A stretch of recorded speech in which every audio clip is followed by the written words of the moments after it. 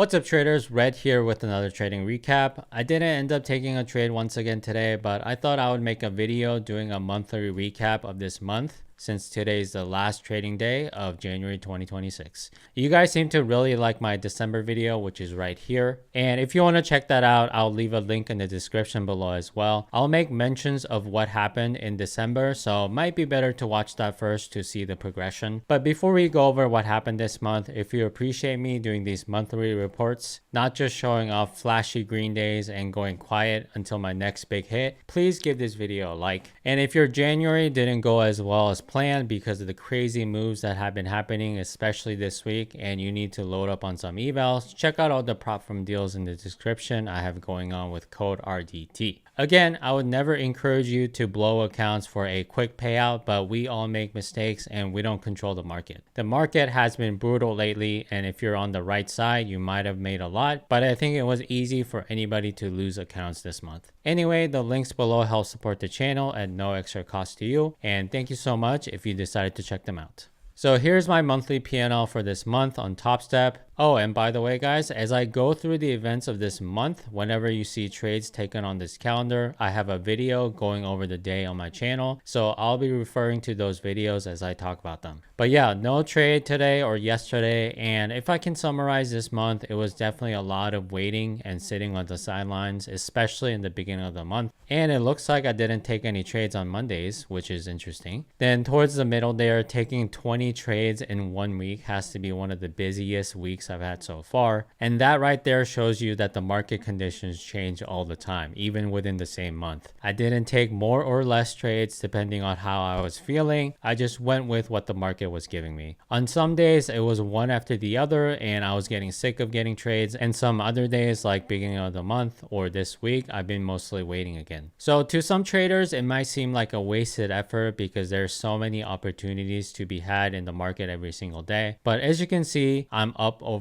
for the month. Not as amazing as last month, obviously, but I really can't complain about my progress here because I was able to limit my downside when they happened. I had a hard stop when I hit my personal daily loss limit on the 22nd, and I just walked away for the day. And I think because I had that stop trading measure, my profitable days could shine. And I'll always keep reiterating the fact that it really doesn't take that much to be profitable. You just need to limit your downside and watch your risk and just let the profitable days, or as I call it, lucky days, shine. Obviously, the $810 you see here is insignificant and it's not even close enough to pass an eval in a month if this was a trading combine. But what you're trying to do at any stage in your trading career is to figure out your own forever strategy with a minimal contract size. If you cannot manage trading one mini contract off of just one account, how would you expect to deal with 4 or 5 contracts as you build up your portfolio? And some of you from my live stream may remember that I've been wanting to get something like TradeZilla so I can show that combined monthly P&L look across all of my funded accounts.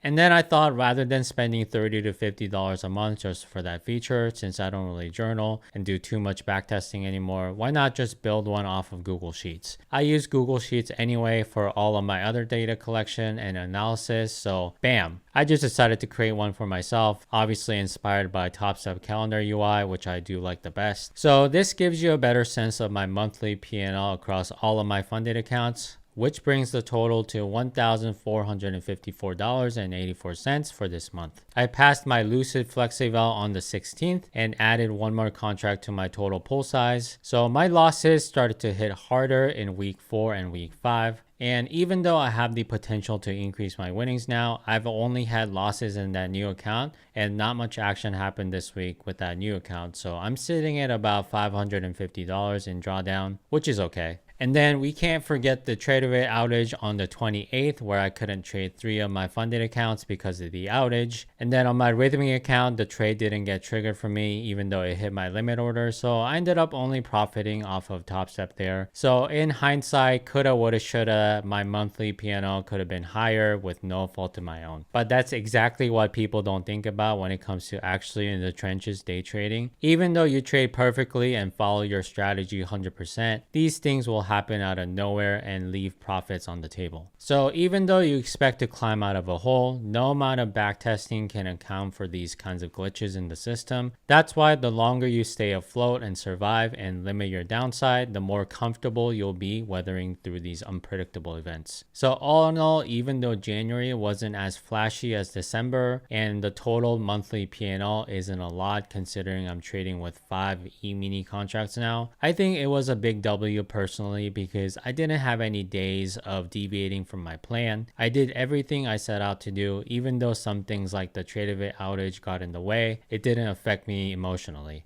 But again, I'd be lying if I said the loss on the 22nd didn't hurt. It did. And you're allowed to feel the pain in the moment, but I didn't let it take control of my actions. I stepped away and I wasn't even in a hurry to make it back. I even took 2 extra days of no trading before I saw green again. And I think this kind of discipline is what should be encouraged and expected for you to be profitable in this business. And not only do I talk about this exact discipline in my videos, but I try to live it and practice it every day, starting with my daily morning live streams and trading recap videos like this whenever I do take trades. So consider giving me a like and subscribing to the channel if you'd like more discipline in your trading journey. Obviously, this isn't going to magically help you become profitable, but if you've already done the hard work of working within your own system, I feel like these mental checkpoints and guidelines might be a huge boost to your trading. And with that, I'm very excited about February, but again, I always have the right expectations in mind. I don't care if I don't see any big green days, I'll just limit my downside and just take what the market gives me. That's it for me, guys. Thank you guys for watching. I hope you guys have a good weekend and I'll see you guys next Monday.